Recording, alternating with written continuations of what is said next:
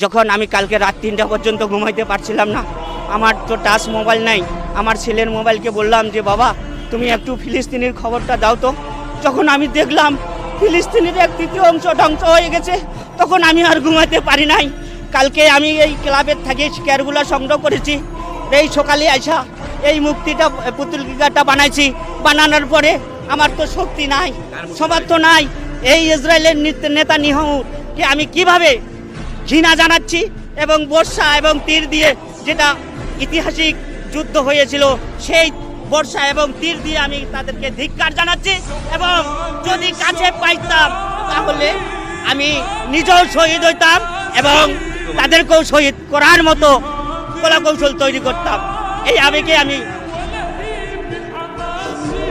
সবচেয়ে বড় কথা, এই অসহায় শিশুদের, যে ছোট বাচ্চাদের গর্ভধারণের মানা তারা নিহত হয়েছে, এর চেয়ার বলার কিছু নাই। আগামী প্রজন্ম যারা, তাদেরকে আমরা ধ্বংস করে দিচ্ছি।